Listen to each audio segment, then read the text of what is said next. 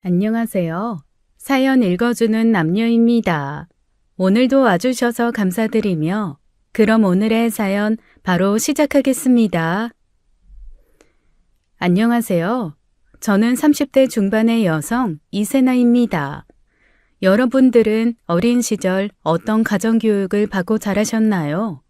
혹은 지금 자녀분들에게 어떤 가정교육을 하고 계신가요? 저는 어려서부터 엄마로부터 극단적인 교육을 받고 자랐습니다. 그 교육에는 공부교육, 예절교육, 인성교육이 모두 포함되어 있는데 남들과 좀 다른 점이 있다면 그건 바로 모든 교육이 결혼과 결부지어진다는 거였어요. 저희 엄마는 자식들에게 부잣집에 시집장가 가야 한다는 말이 모든 교육의 결론이었습니다. 공부를 잘해야 하는 이유도 결혼을 잘하기 위해서였고 예절 교육을 받는 것도 상류층 사람들의 눈에 부족해 보이지 않기 위해서였죠. 인성교육은 부잣집 사람들의 마음을 훔치기 위해서 가르치시는 거였고요. 언니와 오빠는 엄마의 가르침에 그다지 거부감이 없었어요. 그런데 저는 엄마의 가르침에 늘 거부감이 들었습니다. 엄마의 가르침은 일상생활 속에 늘 녹아 있었어요. 하나야, 고개 숙이고 밥 먹지 말랬지? 네가 짐승이야? 허리 꼿꼿이 세우고 이렇게 엄마처럼 기품 있게 천천히 먹어야지. 발레를 5년 넘게 보내놨는데 자세가 왜 이래? 다음 달부터 발레학원 다른 데로 옮겨야겠다. 그러면서 엄마는 직접 시범을 보여주곤 했습니다. 그럼 언니는 엄마를 멋지다는 듯 바라보고 따라했죠. 오빠가 고등학교 때 학교에서 퀸카로 유명한 언니를 좋아할 때였습니다. 둘이 썸 타는 것도 아니고 오빠가 일방적으로 혼자 짝사랑하는 거였죠. 아마 오빠가 고백했어도 그 언니는 워낙 예쁘기로 유명해서 우리 오빠를 거들떠도 안 봤을 겁니다. 이미 그 언니 주변에는 부잣집에 잘생긴 오빠들로 가득했으니까요. 그런데도 엄마는 오빠에게 신신당부했어요. 두연아, 남자는 아랫도리를 조심해야 돼. 여자 얼굴에 넘어가서 없는 집 자식이랑 일이라도 치르면 그건 평생 발에 족쇄 차는 거야. 여자를 만나더라도 그 여자의 배경을 먼저 봐야 하는 법이야. 엄마 말 알아듣겠니? 아무나 좋아하지 말라는 말이야. 알겠어? 저희 엄마의 말은 우리 집에서 법과도 같았어요. 엄마가 한마디 하면 모두가 엄마 말을 따랐거든요. 그런데 저는 좀 괴짜였습니다. 엄마 말에 발작하고 반대하는 게 주특기였어요. 세나야, 너 오늘 경태 안경 부셨다는 게 사실이야? 조신하게 다니라고 몇 번을 말해. 이런 왈가닥은 절대로 부잣집에 시집 못 간다고 했어, 안 했어? 아니, 내가 놀고 있는데 경태가 옆에 서 있다가 내 팔에 맞은 거야. 일부러 그런 게 아니라. 그러니까 대체 어떻게 놀면 친구 안경을 부시냐고. 너 엄마가 항상 태도 주의하라고 당부했지? 여자가 차분하고 고급스러워야 눈길이 가지. 너 그러다 부잣집에 시집이나 가겠어? 난 부잣집에 시집 갈 생각 없는데? 난 내가 돈 많이 벌 거야. 어이구, 모자란 소리만 한다. 그게 쉬운 줄 알아? 부자는 하늘이 내리는 거야. 노력으로만 되는 게 아니라고. 그래서 네가 부자가 아니면 부잣집에 시집이라도 가야 한다고. 엄마, 책에서는 전부 돈보다 사람이 중요하다고 그러는데 왜 엄마는 항상 반대로 얘기해? 그럼 책이 잘못된 거야? 그건 다 돈 있는 사람들이나 하는 소리지. 세상이 그렇게 책처럼 순수하게 돌아가는 줄 아니? 네 말처럼 사람 성격 좋고 마음 착한 거야 중요하지. 그런데 성격 좋은 사람이랑 평생 사는 거랑 편하게 평생 사는 건 별개 문제야. 네가 결혼해서 어떤 환경에서 사는지가 제일 중요한 거라고. 저는 엄마 말에 그냥 고개를 끄덕이고 말았습니다. 그렇게 하지 않으면 알겠다고 할 때까지 엄마의 설교가 끝나지 않을 거라는 걸 알았거든요. 그렇게 자란 우리 삼남매가 어떻게 결혼하게 되었는지 궁금하시죠? 언니는 엄마의 교육대로 자라서 의사 남편을 만나서 결혼했습니다. 엄마가 원하는 대학에 들어갔고 그 대학에서 교육학을 전공했어요. 교사가 의사랑 결혼할 가능성이 높다는 이유로 엄마가 선택해준 전공이었죠. 실제로 언니는 대학에 다니면서 의대생 오빠와 사귀었고 그 오빠와 결혼까지 했습니다. 딱 엄마가 원하던 이상적인 결혼이었죠.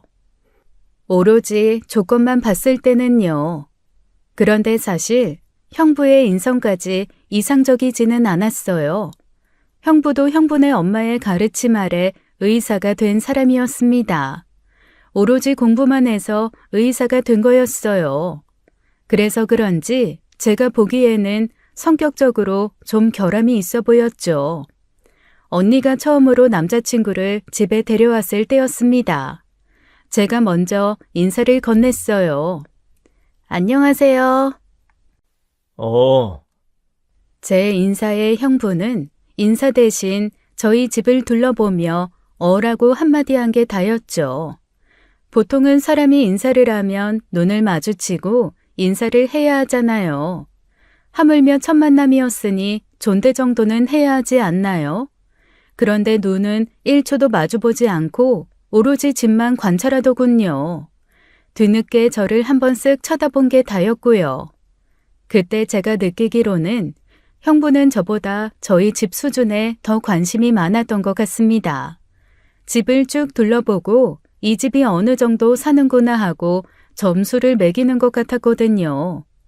실제로 처음 집에 와서 한 말을 종합해보면 이런 것들이었습니다.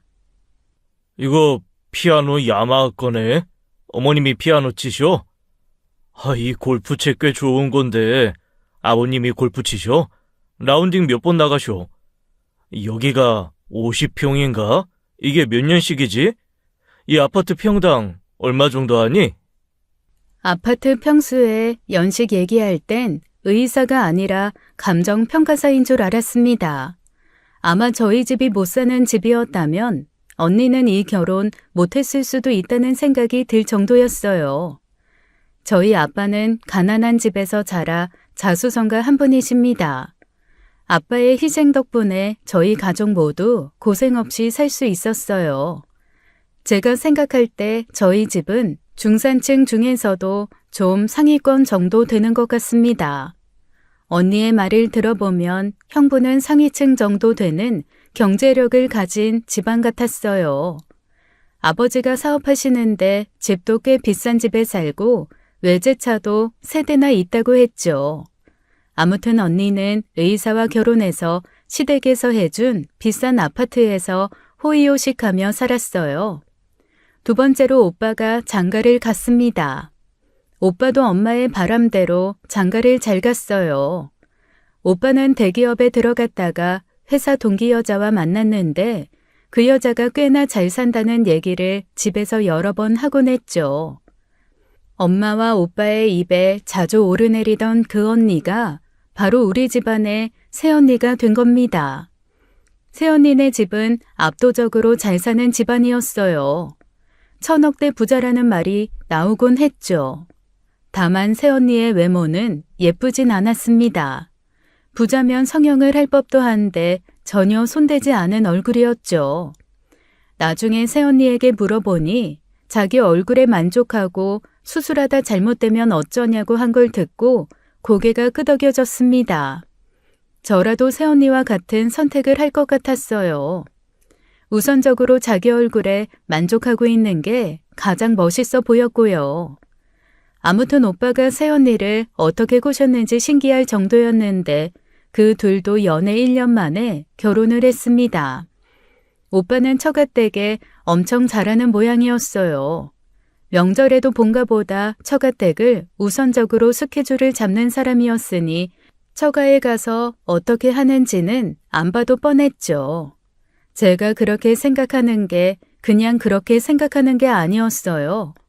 어느 날 오빠가 저희 집에 왔었는데 현관에서 신발들을 가지런히 정리하고 있더군요.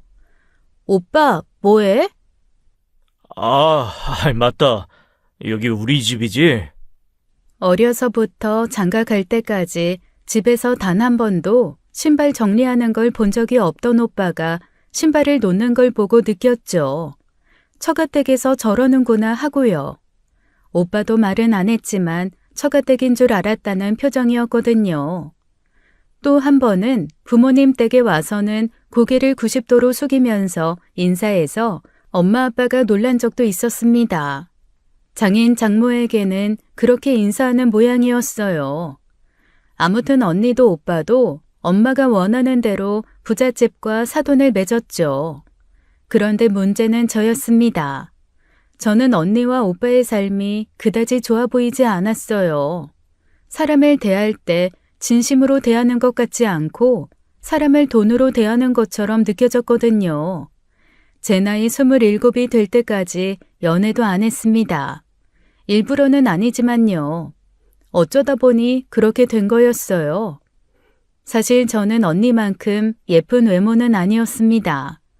언니는 키도 크고 몸매도 좋고 얼굴도 하얘서 무척 예쁜 편이었어요. 반면에 저는 아빠 닮아서 피부도 갈색에 외꺼풀이고 키도 몸매도 평범했죠. 엄마는 저를 보며 한 걱정 늘어놓기 시작하셨어요. 세나야, 너 엄마가 쓰라고 준 비타민C 앰플 쓰고 있는 거야? 얼굴 좀 하얘질 줄 알고 비싼 돈 주고 사왔더니 어쩜 이렇게 감쪽같이 효과가 없니? 엄마, 대체 나한테 왜 그래? 난 내 얼굴에 만족해. 그러니까 다음부터 자꾸 시술 권하지 마. 얘가, 너 지금 네 나이가 얼마나 중요한지 알아? 엄마 친구 딸은 선시장에서 매력 어필하려고 가슴 수술까지 했다는데 넌 고작 피부과 시술 정도로 그러니? 가슴 수술? 진짜 대단하다. 그거 엄청 아프다던데. 그냥 생긴 대로 살면 안 돼? 새언니 좀 봐. 자기 외모에 자신감 넘치고 얼마나 멋있어. 얘, 너가 네 새언니랑 같아? 너 1,000억 있어? 1,000억 있고 나서 네 외모에 자신감을 갖던지 해. 그리고 우리끼리 말이지만 네 새언니가 그 외모로 자신감을 갖는 건 줄 아니? 그게 다 부모 재력에서 나오는 자신감인 거야. 뭘 알고 얘기해? 아, 진짜 싫다. 속물. 너 잔말 말고 이번 주에 선잡아 놨어. 네 형부가 신경 써서 의사 소개시켜주는 거니까 잔말 말고 최선을 다해서 꾸미고 나가. 알았니? 뭐? 아, 싫어. 나 의사 싫어. 네가 뭔데 의사가 싫어? 뭐, 넌 동물 아니면 안 만나니? 이럴 줄 알았으면 수의사 안 시키는 건데. 애초에 엄마가 수의사 시켜서 한 것도 아니거든? 아, 시끄러. 수의사나 의사나 다 같은 의사인데 싫긴 뭐가 싫어? 잔말 말고 옷부터 사 입어. 맨 후진 옷만 입지 말고. 강아지 냄새 안 나게 향수도 좀 뿌리고. 냄새? 아, 강아지 꼬순내? 내가 제일 좋아하는 냄새인데. 꼬순내는 무슨 꼴인내겠지? 결국 엄마의 성화에 못 이겨 선을 보러 나갔습니다. 그런데 정말 신기한 건 형부 투가 제 앞에 앉아 있는 거예요. 외모만 다르다 뿐이지 하는 행동도 성격도 꽤 비슷한 사람이었죠. 권위적인 말투와 행동까지요. 그 사람은 어거지로 이 자리에 나온 것 같았어요. 게다가 제 얼굴을 보자마자 마음에 안 드는 티를 팍 냈죠. 참고로 저 그렇게 못난 얼굴 아닙니다. 고백도 꽤 받아봤고요.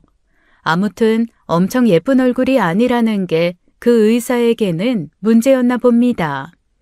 정말 커피 한 잔 시켜놓고 계속 시계를 보고 입구 쳐다보기를 무한 반복하더군요. 저도 기분이 썩 좋지 않았어요. 그래도 형부 생각해서 그 자리를 지키고 있었던 겁니다. 그런데 그 맞선 남이 화장실에 간다고 하더니 오질 않는 겁니다. 1분만 더 기다리다가 안 오면 가야겠다 생각하고 있었죠. 그 맞선 남이 30분을 꽉 채우고 나오더군요. 그리고 그 남자의 첫마디에 제 인내심이 폭발했죠. 어? 아직 안 갔네. 와, 진짜 그 한마디에 열불이 팍 나더군요. 누군 지가 좋아서 이 가시방석을 견디고 있는 줄 아나. 이재수 씨, 이재순이요. 혹시 변비 있어요? 아니요? 아, 그럼 답은 하나네. 저 마음에 안 들죠? 네? 뭐 그런 질문을. 아까부터 똥 마려운 강아지처럼 시계 보고 문 쳐다보고 그러던데. 그냥 가세요. 없는 똥 만들어서 싸고 오지 말고요. 뭘 만들어서 싸요? 진짜 어이없네. 어이는 내가 없죠.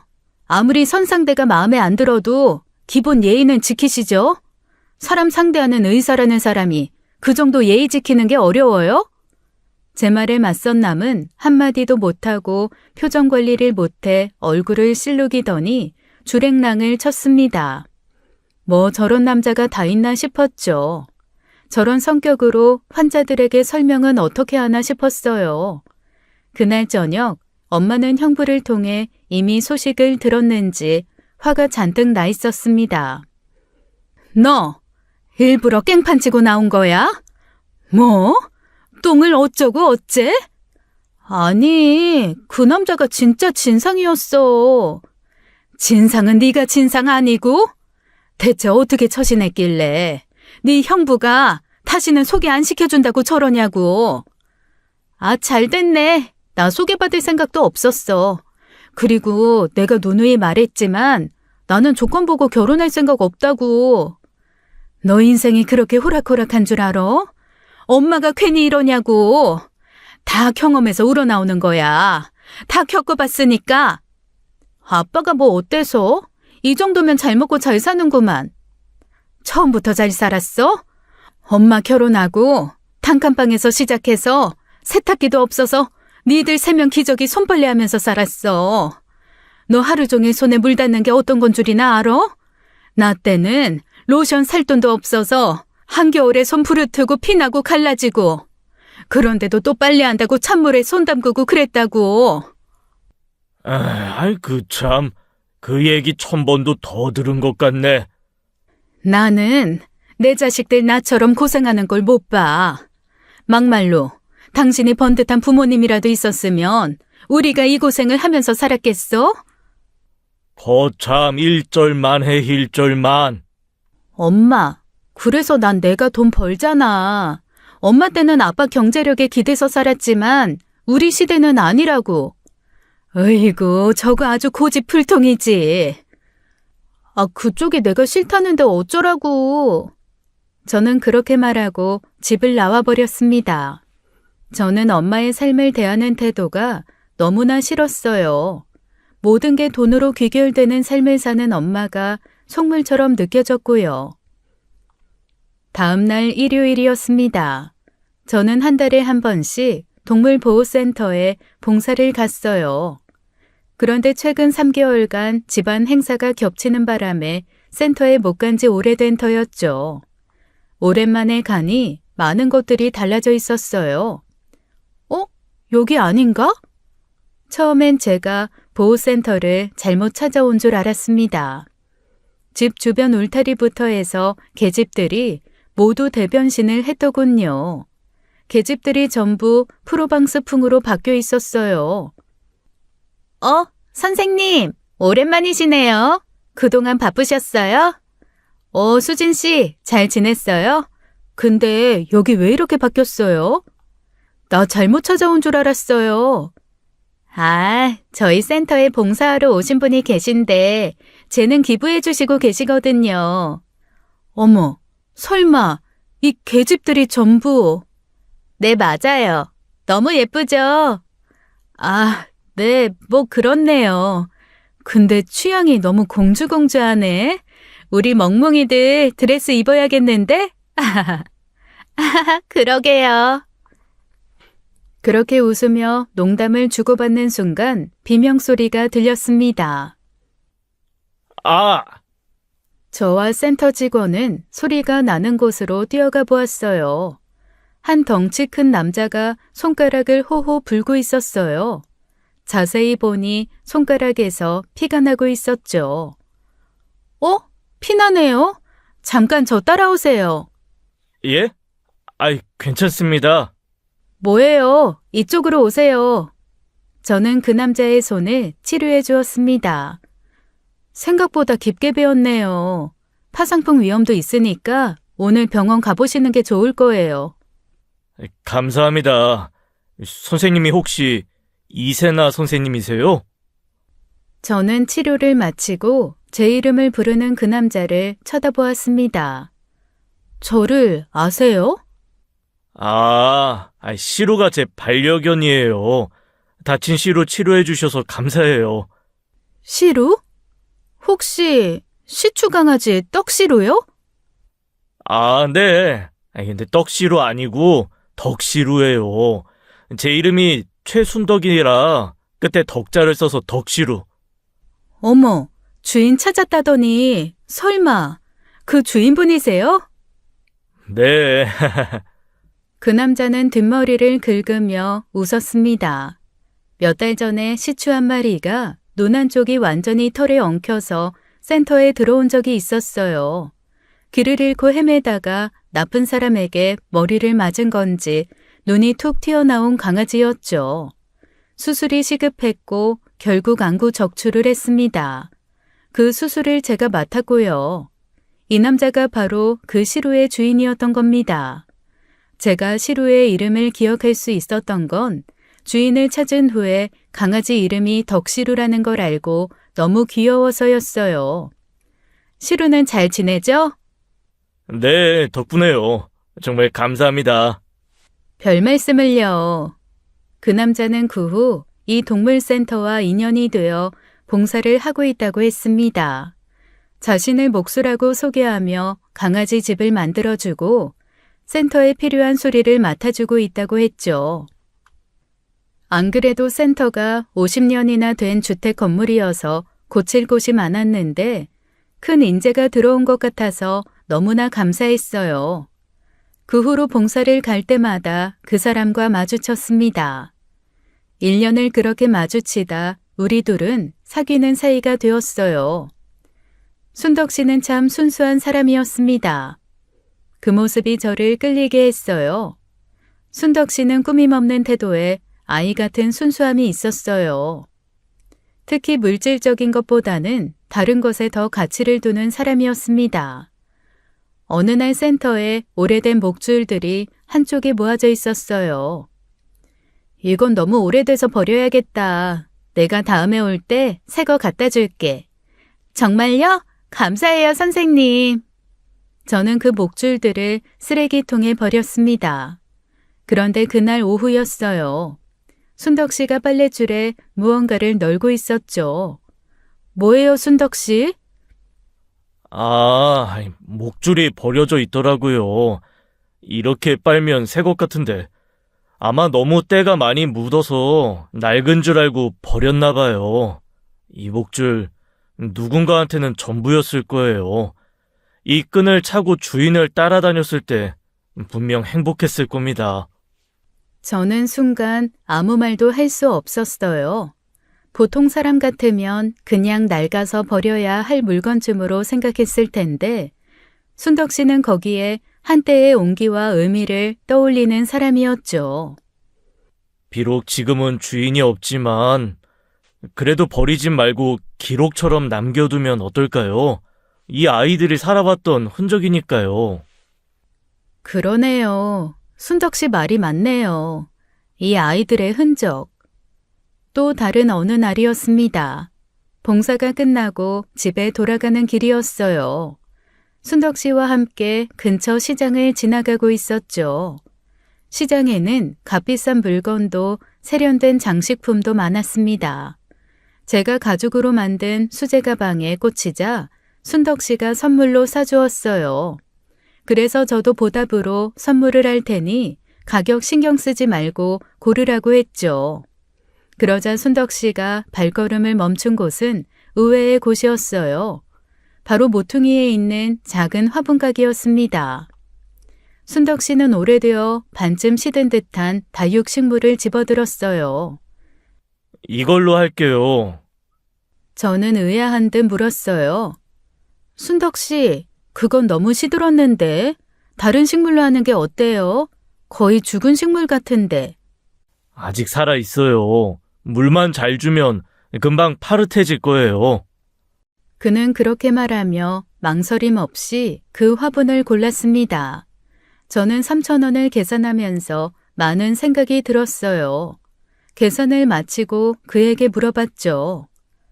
그런데 예쁜 꽃도 많던데 왜 굳이 이걸 고르셨어요? 이미 누군가 데려갔을 거예요. 저는 남은 애들 쪽이 더 마음이 가더라고요. 그 순간 저는 알 수 있었습니다. 순덕 씨는 화려하거나 값비싼 것에 끌리는 사람이 아니라 소외된 존재에게 따뜻함을 건네는 사람이라는 걸요. 그런 순수한 마음이 저를 자꾸만 그에게 끌리게 했어요. 그와 결혼해서 살면 행복할 것 같았습니다. 물질적인 삶이 아닌 인간 내면을 들여다보며 진정으로 행복하게 살 수 있을 것 같았어요. 하지만 난관이 하나 있었죠. 그건 바로 저희 엄마였습니다. 저는 연애하는 동안 남자친구의 존재를 부모님께 숨겼습니다. 그리고 남자친구와 결혼하기로 결심했을 때에야 사실을 털어놨어요. 엄마는 남자친구의 존재를 알고 경악을 하셨죠. 너 제정신이니? 결혼으로 네 인생 끝낼 생각이야? 아, 무슨 인생을 끝내. 인생 제2막 시작이지. 그러니까 그 2막을 왜 고통과 좌절의 길을 택하냐고. 쉬운 길 놔두고 왜 일부러 행복의 반대편으로 가냐고. 너 일부러 반항하는 거야? 누가 결혼을 반항하려고 해. 그리고 딸한테 그런 악담이 어디 있어? 행복하려고 결혼하는 거지. 엄마 기준만 맞다고 하지 말아요.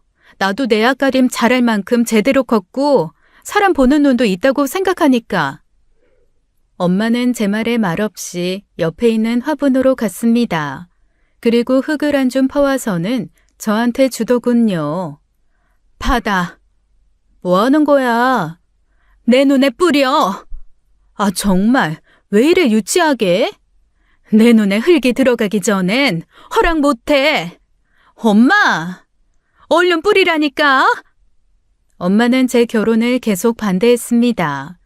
식음을 전폐하고 머리 싸매고 눕기까지 하셨죠. 그래도 전 물러설 생각이 없었어요. 저는 제가 제 인생은 주체적으로 살아야 한다고 생각했습니다. 결혼도 남편감도 제가 정해야 하는 일이라고 생각했어요. 부모님이 정해주신 길을 걸어가는 게 아니라요. 단 모든 선택에 대한 책임은 제가 짊어진다는 마음으로 살았죠. 얼마 후 저는 부모님께 남자친구를 보여드렸어요. 엄마는 남자친구가 뭘 해도 곱게 보지 않으셨습니다. 반면에 아빠는 만나고 난 후에는 오히려 우호적으로 바뀌셨어요.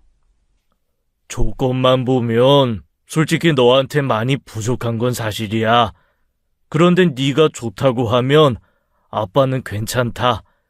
사람이 차분하고 속 깊은 게 친구 같기도 하고 뭐 몇 번 안 만나봐서 잘은 모르겠지만 아빠는 너 하나 믿고 허락하는 거야.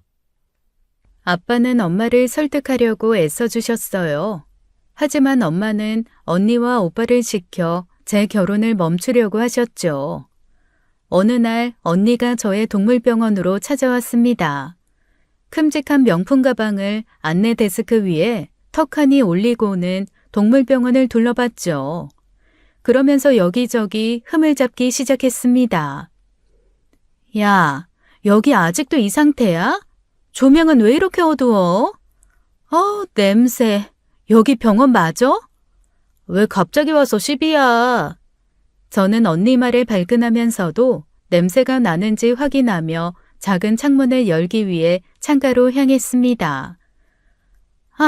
너 이러니까 사람들이 너네 병원 안 오는 거야. 간판도 바래서 글씨가 안 보이잖아. 좀 바꿔라. 돈 벌면 천천히 바꿀 거야. 너 그렇게 말한 지 벌써 2년도 넘은 거 알아? 수의사면 그래도 전문직이라 돈 잘 벌 텐데 너한테는 해당 없는 얘긴가 보다. 뭐래? 나 돈 잘 벌거든? 치, 간판 바꿀 돈 자기가 보태줄 것도 아니면서 왜 시비래? 시비가 아니라 걱정이지. 너 허구한 날 불쌍한 동물들 무료로 치료해주지? 막말로 수의사 되면 뭐해? 맨날 궁상 떨면서 사는데. 뭔 상관? 갑자기 찾아와서 왜 그러는데? 설마 내 결혼 때문에 그래? 세나야, 유기견도 모자라서 이젠 불쌍한 사람까지 구제해 주려는 거야? 너 그러다 간신히 운영하던 동물병원도 망해. 적어도 자기 앞가림은 하고 부모님 노후 대비는 다 갖춘 사람이어야지. 어딜 데려와도 그런 가진 거 하나 없는 사람을 데려와? 너 그거 되게 불효야. 뭐? 순덕 씨가 어디가 어때서? 목수도 전문직이야. 하는 일이 거칠어서 그렇지 돈 잘 번다고. 돈 잘 벌면 뭐해? 밑빠진 시대 건사하느라 그 돈 다 쓸 텐데. 적어도 너한테 도움되는 사람을 만나. 너까지 가난으로 끌어들이는 사람 말고. 넌 나보면 뭐 느끼는 거 없어? 언니처럼 되고 싶다거나 언니처럼 살고 싶다거나 그런 거.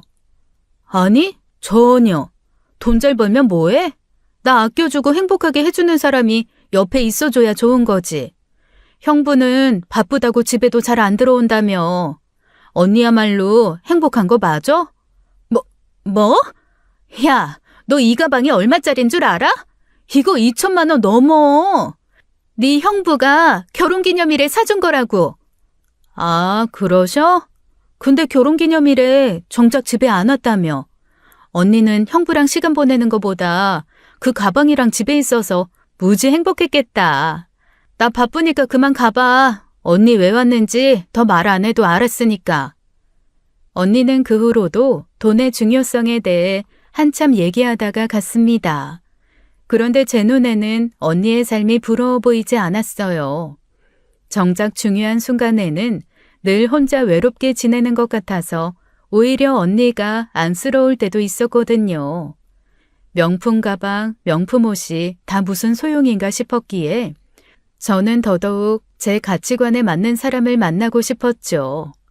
언니가 저를 설득하지 못하자 이번엔 오빠가 나섰습니다. 너 진짜 그 결혼하려고? 이번엔 오빠 차례야? 난 한마디만 할게. 네 격에 맞는 사람을 만나. 격? 그래, 사람도 수준이 맞아야 어울리지.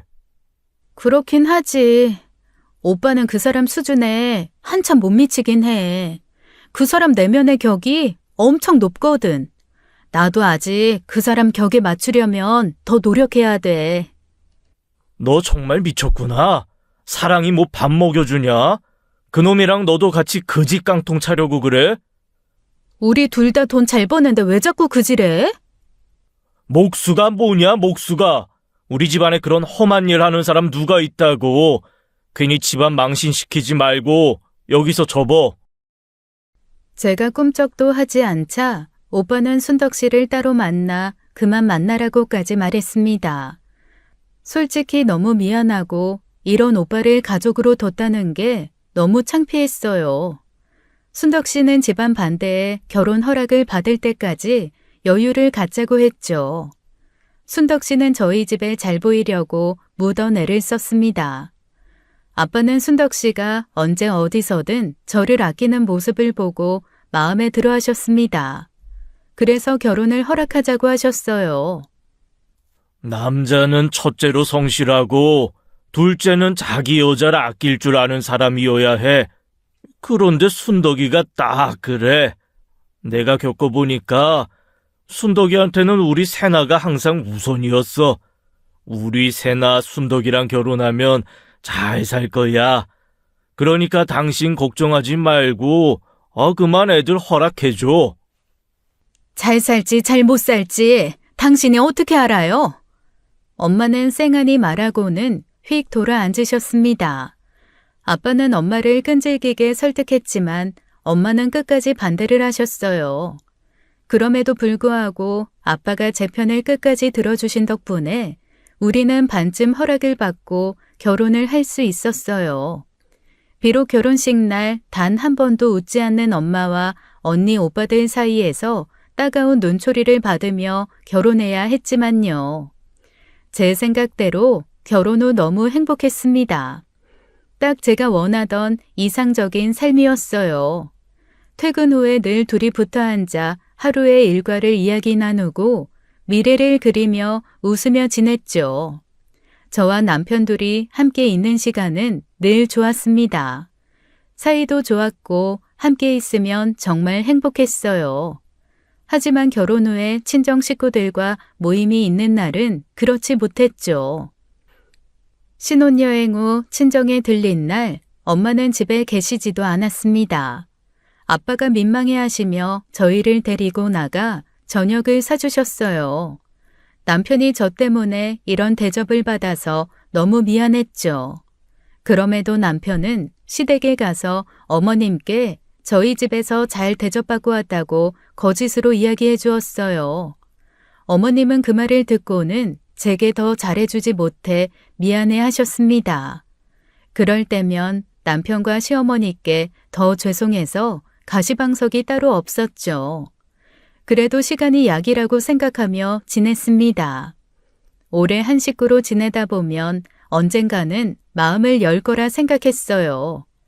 실제로 오빠도 언니도 남편과 대화도 좀 하고 편하게 대하더라고요. 그런데 그 편함이라는 게 사이가 가까워져서 편해진 게 아니라 남편을 무시해서 편하게 대하는 거였다는 게 문제였습니다. 하루는 남편이 일 끝나고 집에 올 시간인데 집에 오질 않더군요. 그래서 연락을 했더니 형부네 병원에 있다는 겁니다. 형부네 병원? 왜? 여보, 어디 아파? 아니, 그건 아니고 형님이 불러서. 잠깐만 이따가 전화하자. 지금 좀 바빠서. 저는 저희 집에서 차로 20분 거리에 있는 형부네 병원으로 향했습니다. 형부가 병원 문 닫은 시간에 도대체 왜 내 남편을 병원으로 불렀는지 의문이었죠. 서로 별로 친하지도 않은데요. 병원으로 달려가 보니 남편이 로비에서 땀을 뻘뻘 흘리고 있었습니다. 사다리를 타고 올라가 연장을 들고 무언가를 하고 있더군요. 여보, 지금 여기서 뭐해? 여보. 여긴 어쩐 일이야? 나 때문에 온 거야? 에이, 힘들게 왜 왔어? 나 이거 조금만 하고 가면 되는데. 남편은 그저 사람 좋게 허허 웃고 있었어요. 지금 뭐 하는 거야? 형님 병원 천장이 내려앉아가지고 그거 좀 봐주느라. 상황 파악이 된 순간 좀 짜증이 났어요. 뭐? 아니, 근데 그걸 왜 당신이 해? 가족끼리 해줄 수도 있지. 내가 그래도 명색이 목수 사위인데. 저는 기분이 상했지만 남편 말에 제 기분은 잠시 꾹 눌러두었습니다. 저는 형부를 큰 소리로 불러대며 형부를 찾았어요.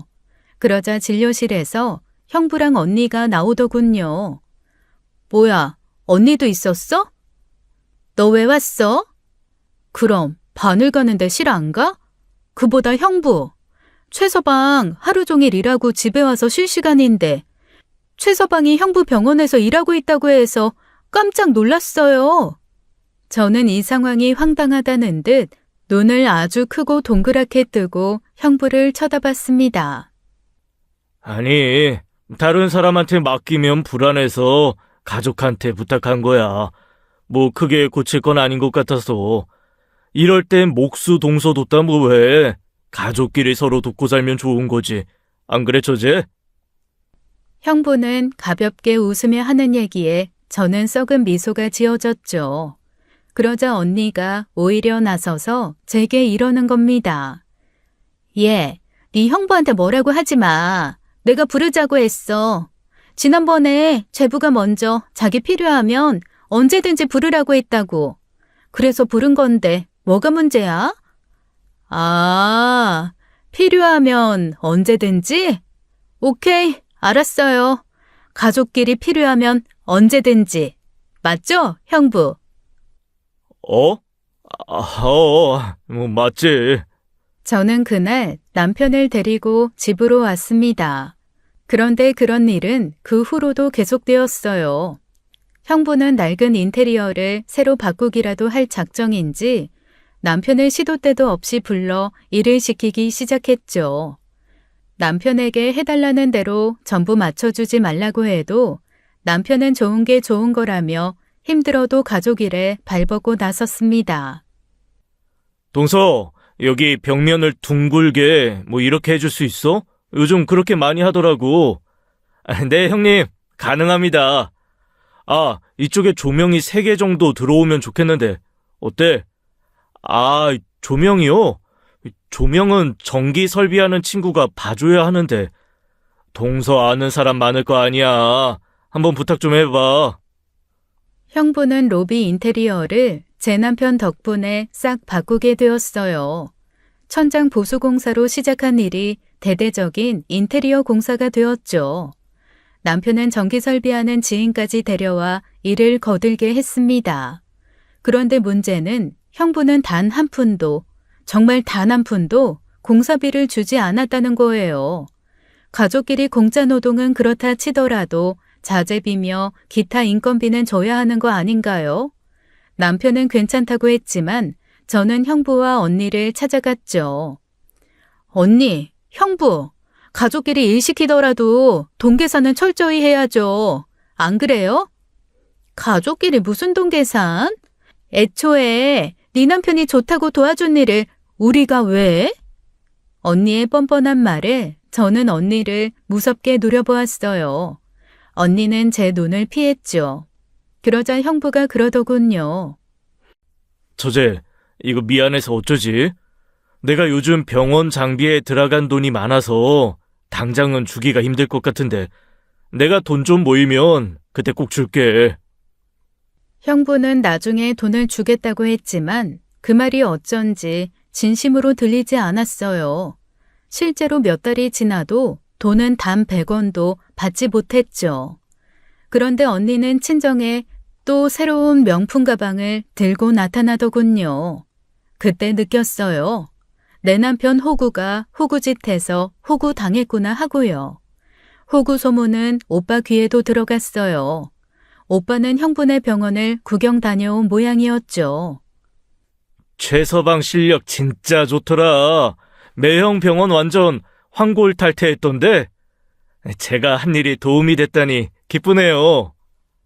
오빠와 형부는 옆에서 제 남편을 엄청 띄워주었습니다. 평소에는 제 남편에게 말도 잘 안 거는 두 사람이 그러는 데에는 이유가 있었어요. 그래서 말인데 이번 주에 우리 집에 좀 와줄 수 있어? 예? 집에요? 우리 집에 가구를 좀 다 바꿀까 하거든. 남편이 대답하려는 찰나에 제가 끼어들었어요. 오빠, 이거 받아. 저는 오빠 앞에 명함 10수장을 내밀었습니다. 이게 뭐야? 철거, 목공, 전기, 도배 다 있어. 이 사람이 아는 팀들인데 전부 베테랑들이래. 오빠가 힘들게 업체 알아볼 필요도 없고 여기에 전화해서 상담하면 될 거야. 그리고 최서방 소개로 연락했다고 하면 더 신경 써줄 거고. 저는 명함을 방패 삼아 내 남편을 지켰어요. 남편은 옆에서 어쩔 줄 몰라 했지만요. 그냥 가구 몇 개만 바꾸는 건데 최서방이 봐주면. 우리 남편이 요즘 너무 바빠서 하루도 쉬는 날이 없네. 이해하지? 그래. 오빠는 더 이상 아무 말도 못하고 명함을 챙겼습니다. 그리고 괘씸한 형부에게도 제 비장의 무기를 준비했죠. 얼마 후 저는 형부에게 전화를 했습니다. 애교 섞인 목소리로 말했어요. 형부, 오늘 환자 많아요? 오늘 좀 바쁘게 한데 왜? 귀찮은 일 시킬까봐 바쁘다고 둘러대는 형부였어요. 아, 그래요? 그럼 안 되겠네. 무슨 일인데? 제 친구들이 형부네 피부과에서 시술 받고 싶다고 해서요. 제가 형부 실력 좋다고 자랑했거든요. 아, 그래? 잠깐만. 지금 보니까 환자 다 빠진 것 같다. 데려와. 내가 최대한 잘해줄 테니까. 정말요? 알았어요. 지금 애들 데리고 갈게요. 그래. 얼른 와. 형부의 목소리가 한껏 밝아졌습니다. 그때 저는 여고 동창 모임을 하던 중이었어요. 친구들 20명 정도가 모여 있었죠. 얘들아, 우리 형부가 보톡스 놔준대. 가자! 친구들은 환호성을 질러댔습니다. 카페에서 빠져나와 우리는 병원으로 향했어요. 친구들 중 5명은 일이 있어서 빠지고 나머지 15명 정도 되는 친구들만 데리고 갔죠. 친구들이 도착하자 형부네 로비가 사람들로 꽉 찼어요. 형부, 저 왔어요. 저는 밝은 목소리로 형부를 불렀습니다. 형부는 제가 데려온 친구들의 수를 보고는 흠칫 놀라는 눈치였어요. 기껏해야 2~3명 데려올 줄 알았는데 15명이나 데려왔으니 놀라면서도 좋았겠죠. 형부는 기쁨을 감추지 못하고 입꼬리가 한껏 올라갔습니다. 상담해 주시는 선생님들도 덩달아 바빠졌어요. 형부는 제게 다가와 슬쩍 말했어요. 처제 고마워. 진짜 가족밖에 없다. 저야말로 고맙죠. 피부과 의사 형부 둬서. 저는 눈웃음을 치며 형부를 바라봤어요. 어? 그래? 알았어. 내가 서비스 화끈하게 잘해줄게. 친구들은 여러 가지 시술을 잔뜩 받았습니다. 보톡스부터 제모, 탄력 헤어까지 두루두루 받았죠. 그 시술비만 해도 거의 1,000만 원은 넘었어요. 형부는 진료 시간을 넘어서까지 제 친구들을 모두 봐주었습니다. 진료가 끝난 친구들은 제가 집으로 돌려보냈어요. 물론 계산하지 말고 가라고 했죠. 아까 진료비를 받으려는 선생님께 제가 미리 말씀드렸어요. 아, 계산은 이따가 한 번에 할 거예요. 나중에 한 번에 정산해 주시면 돼요. 저희 형부가 그러라고 했거든요. 데스크 선생님은 알겠다며 미소를 지으며 그러겠다고 했죠. 진료를 모두 마치고 나와 파김치가 된 형부는 제게 다가와 고맙다고 인사부터 했습니다. 그때는 제 친구들이 모두 떠났을 때였어요. 형부, 아까부터 고맙다뇨. 제가 고맙죠. 덕분에 공짜 케어 잘 받았어요. 에이, 뭐? 아이, 공짜라니? 에이, 가족끼리 왜 이러실까?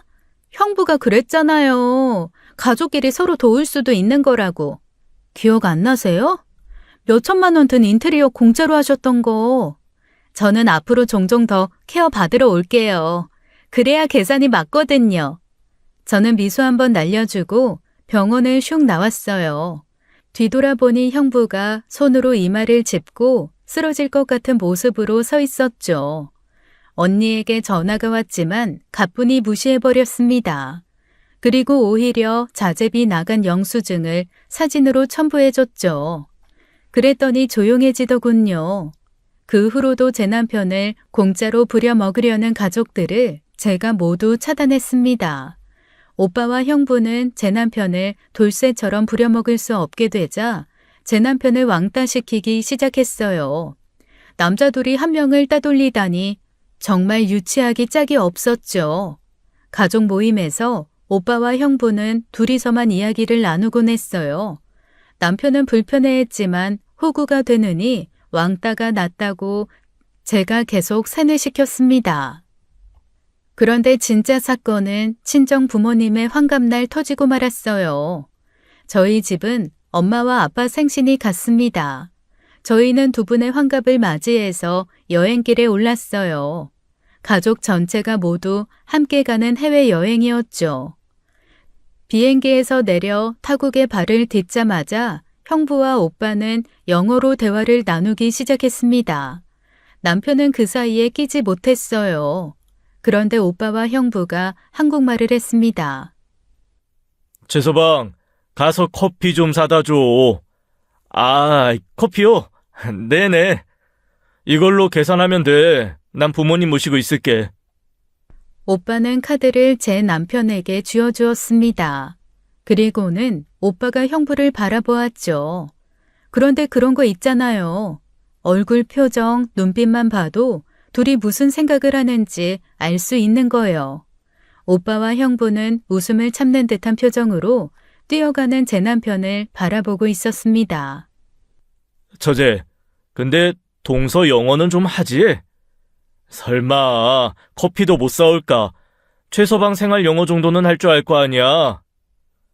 저는 오빠와 형부를 노려보았습니다. 보다 못한 아빠가 제게 말씀하셨어요. 세나야, 네가 같이 다녀와라. 저는 남편을 따라가며 뒤를 돌아보았습니다. 아빠가 오빠와 형부에게 한 소리 하는 게 보였어요.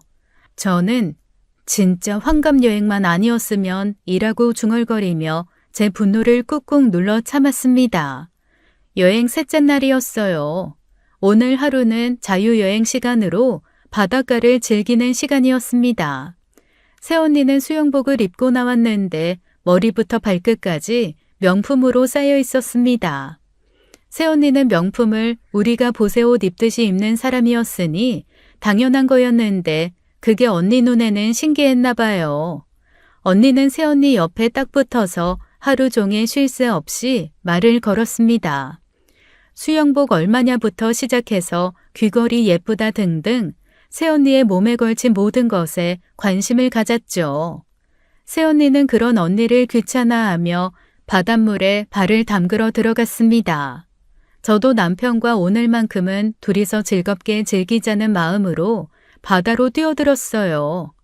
바다에서만큼은 제 남편이 진짜 눈길을 끌었습니다. 훤칠한 키에 구릿빛 피부, 근육질 몸매로 주변 여자들의 시선을 사로잡았죠. 저는 그런 남편이 너무 멋져 보였어요. 그런데 그 옆에 대비되는 사람 둘이 있었습니다. 바로 오빠와 형부였죠. 허여 멀건한 몸에 근육 대신 비계로 몸을 두른 두 사람은 바다 위에 떠 있는 하얀 순두부들 같았어요. 오빠와 형부는 풍뎅이 몸매를 가느다란 팔로 가리며 온천 들어가듯이 바다로 슬그머니 들어갔습니다. 저는 남편과 신나게 수영하고 장난도 치며 놀았습니다. 남편은 아빠와 엄마를 투명배에 태워 여기저기 구경시켜드리기도 하고 옆에서 엄마 아빠를 잘 챙겼어요. 자기들만 노느라 바쁜 오빠네 언니네와는 달리 제 남편은 저희 부모님부터 먼저 챙겼습니다. 그런 남편이 고맙고 더 사랑스러웠죠. 한참을 바다와 씨름하며 놀다 보니 배가 고파졌어요. 제가 나가겠다고 하자 남편도 물에서 나왔죠. 저는 앉아서 좀 쉬고 남편은 아빠와 화장실에 다녀온다고 했습니다. 그런데 그때였어요. 멍 때리고 앉아있는데 사람들이 소리 지르는 소리가 들렸습니다. 깨악하는 소리에 저도 놀라 소리가 난 곳을 보았죠. 잔잔한 바다에 갑자기 파도가 높아졌어요. 몇몇 사람들이 높은 파도에 휩쓸렸죠. 다행히 휩쓸린 사람들은 빠져나왔습니다. 그런데 문제는 순식간에 바뀐 해류였어요. 휩쓸린 파도에 해류까지 타서 멀리 떠밀려간 사람들이 있었습니다. 너무 멀리 휩쓸려서 얼굴이 보이지 않았어요. 그런데 언니와 새언니 그리고 엄마도 보이지 않았습니다. 분명 바닷가에서 셋이 사진을 찍고 있었는데 감쪽같이 사라진 거였죠. 자세히 보니 저 멀리 바다 한가운데 사람 같은 형상이 보였는데 그게 우리 식구들 같았어요. 살려주세요! 새언니의 목소리였습니다. 언제 저렇게 멀리 갔나 싶게 바다 한가운데에 떠 있었어요.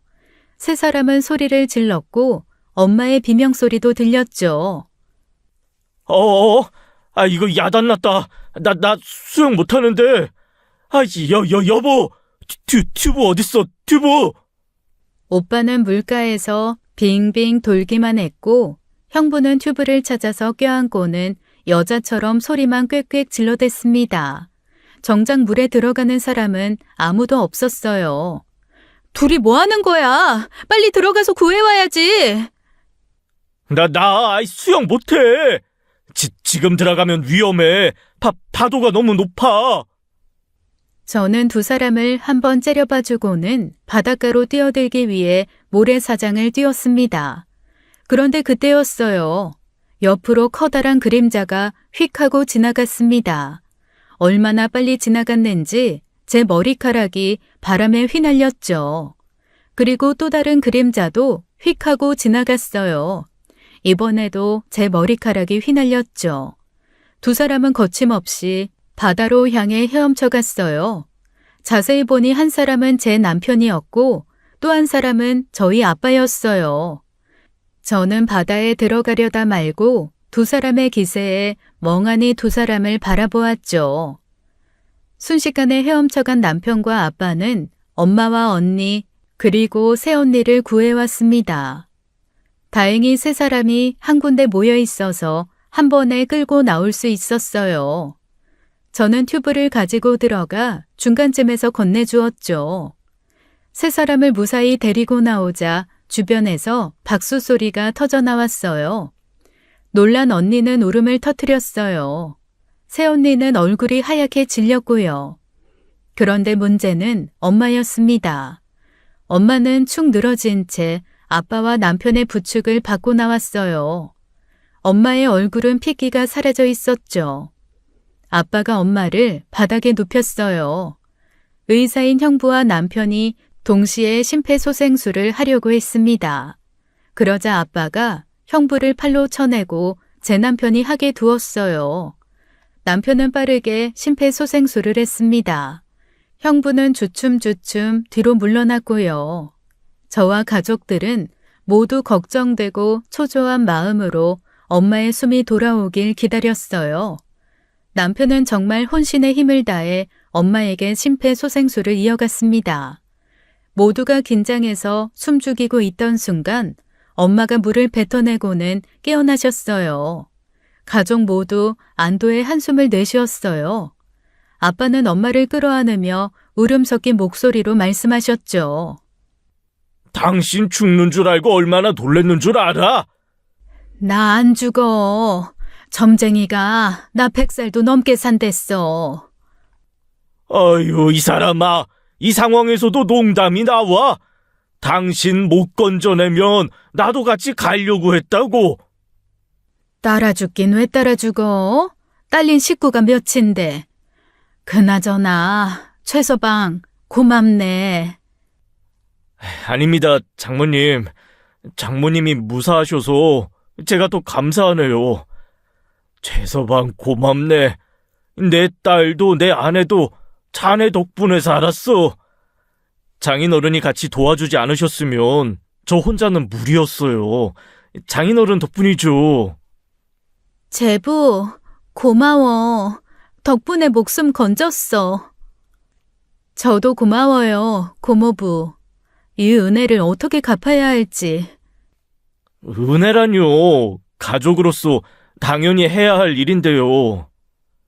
그런데 그 당연히 해야 할 일을 못하는 사람도 있네요. 새언니가 뼈있는 말을 던지고 오빠를 째려보았어요. 언니도 형부를 보는 눈빛이 새언니와 같았죠. 그날 이후 집안 분위기가 180도 바뀌었습니다. 엄마와 아빠가 제 남편을 무척 위해주기 시작했죠. 거봐, 내가 뭐랬어? 최서방이 진국이라고 했지? 당신 세나랑 최서방 결혼 안 시켰으면 어쩔 뻔했어? 안 그래? 당신 말이 맞네요. 원래 당신이 사람 보는 눈은 정확하잖아요. 오늘 메뉴는 최서방이 골라보게. 최서방, 뭐 먹고 싶나? 자네 먹고 싶은 대로 가게. 남편은 갑자기 달라진 특별 대우에 어쩔 줄 몰라 했습니다. 그래도 친정부모님이 예뻐해주니 무척 좋아했어요. 저도 덩달아 기분이 좋았죠. 반면에 오빠와 형부네는 분위기가 또 반대로 180도 달랐어요. 언니와 새언니에게서는 찬바람이 쌩쌩 불었습니다. 자기야, 물 떠다 줄까? 필요 없어. 바다에서 물 많이 먹어서 당분간 물 삼키기도 싫어. 당신 보기는 더 싫고. 아유, 왜 그래? 내가 수영을 못해서 그런 건데. 내가 초등학교 3학년 때 물에 빠져 죽을 뻔했던 거 말해줬지? 그래서 물 공포증이 엄청나다니까. 그럼에도 불구하고 최서방만 아니었으면 내가 뛰어들려고 했다고. 새언니는 콧방귀를 뀌었습니다. 막말로 나만 그런 것도 아니잖아. 매형도 못 들어갔는데 왜 나만 가지고 그래? 아이, 처남, 지금 내 얘기가 거기서 왜 나와?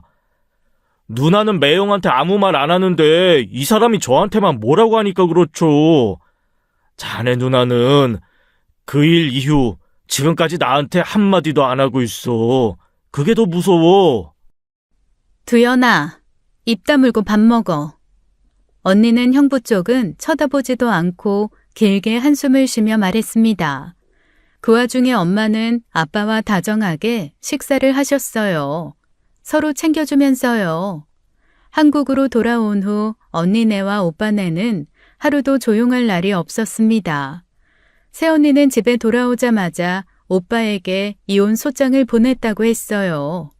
언니는 별거에 들어갔고요.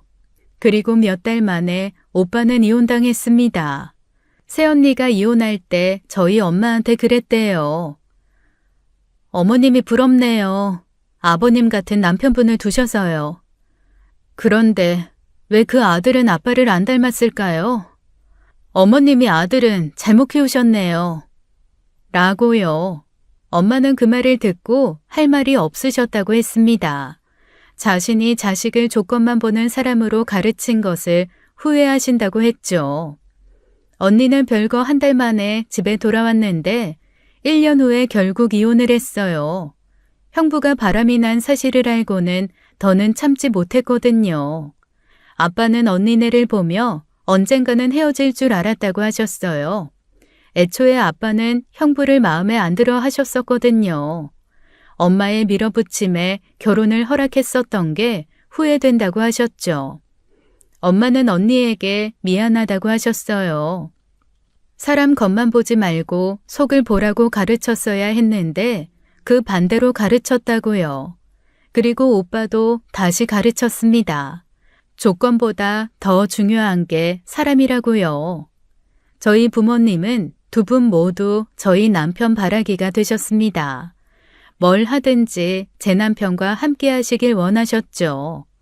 식사든 여행이든 뭐든지요. 저는 요즘 행복한 하루하루를 보내고 있습니다. 제가 살아온 소신이 맞았다는 경험을 하고 난 후에는 더욱 제 소신대로 살려고 노력 중이에요. 여전히 아픈 동물을 보면 지나치지 못하고 돈이 우선이기보다는 생명을 우선시하며 살고 있습니다. 제 남편도 마찬가지예요. 우리는 번 돈의 일부를 조금씩 기부하며 살고 있습니다. 그게 결국엔 복으로 돌아올 거라 믿어요. 착하게 살면 복이 온다잖아요. 물론 무얼 바라고 하는 일은 아니지만요. 제 긴 사연 들어주셔서 감사합니다. 모두 건강하시고 행복하세요. 지금까지 사연 읽어주는 남녀였습니다. 끝까지 시청해주신 여러분 감사드리며 저희는 다음 사연으로 돌아올게요. 감사합니다.